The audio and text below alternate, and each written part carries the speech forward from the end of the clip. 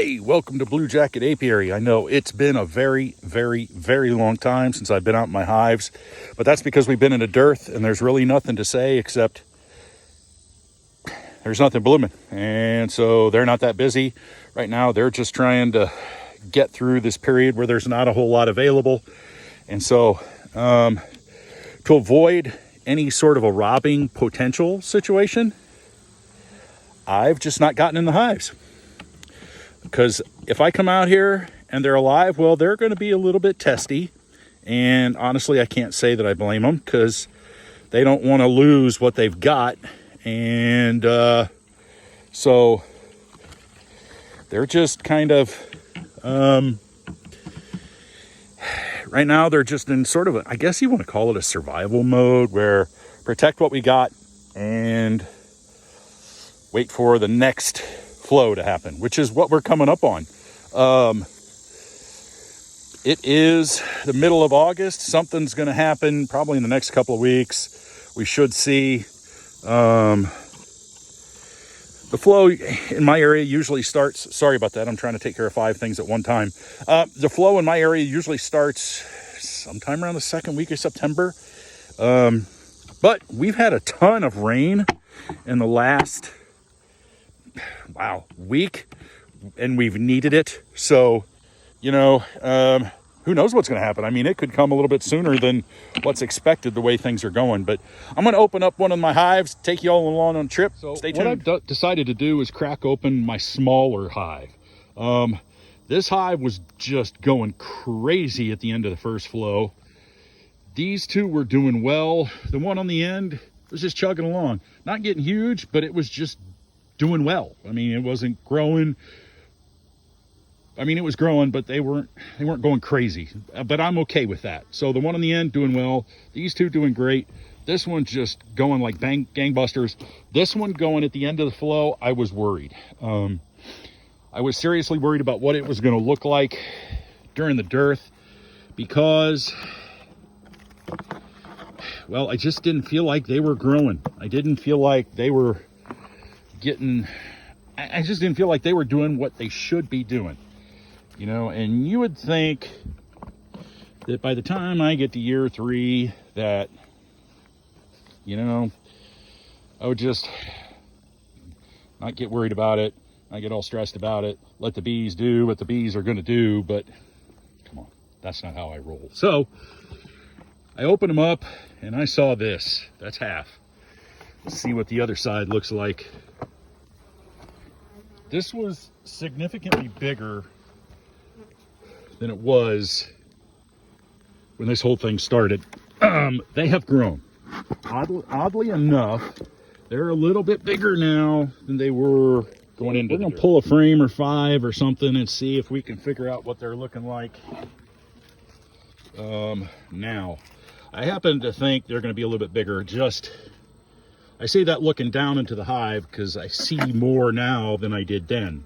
So that tells me they've been growing. More bees means they've been growing. So I was worried, admittedly, about this queen. I was starting to think something was wrong and she just wasn't laying. But maybe it just took time.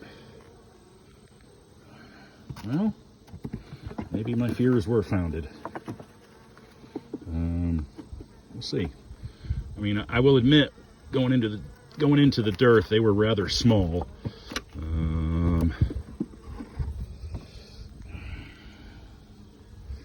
So I think what I'm going to do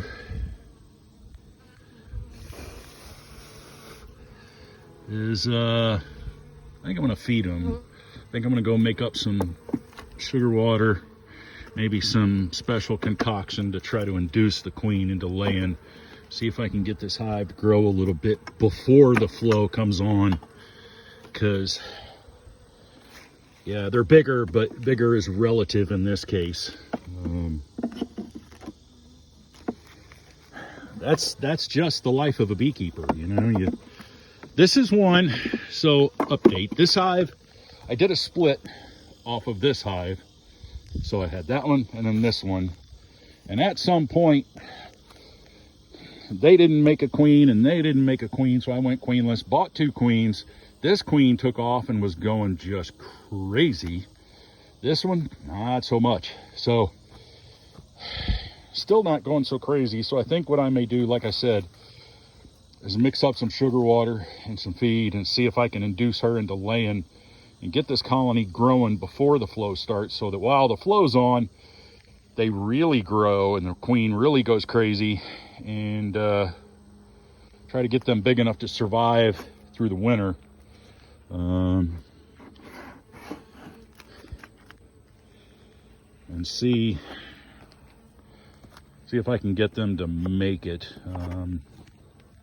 Just get bigger so they have more bees going in and have more nectar to put aside for winter. Stay tuned. All right, so I opened up the end hive. We're going to see what it looks like real quick. So, plenty of bees. That's good to see. But I have a feeling that my queen was in the top of the box, which is okay. I'm not going to be angry about it, because, hey, as long as I got a queen, hey, I'm happy, because going queenless just stinks. If that's the case, if she's up here, then I'm going to have to try to get all of these bees down into this box so that she can start laying down there. Just as a matter of course. All right, stay tuned.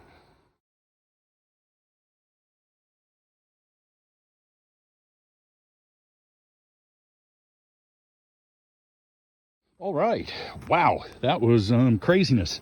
So this box, man, if I had more frames. I got maybe 7 frames in there. They're full of honey. So I took a couple, maybe half, 2/3 frames, put them in this box for them. Knock wood. They're going to start growing. They're okay. They're doing incredible. That queen is the stuff. This queen, well, remains to be seen. I don't know that I'm going to open these 3, simply because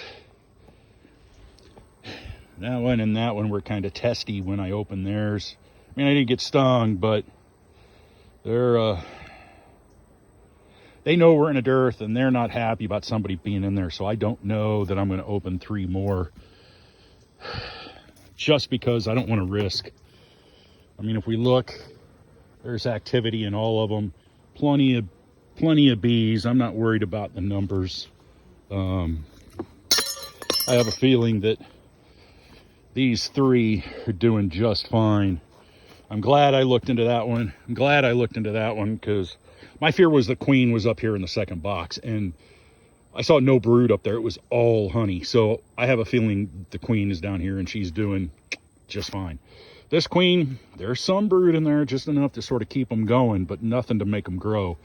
So I may have to come up with a concoction to get them to grow, to kind of induce some growth, which happens.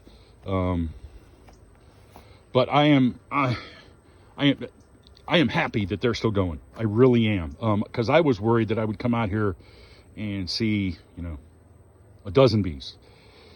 What I've got out here, I would call a very small nuke, very, very small, perhaps even a small swarm as far as size goes.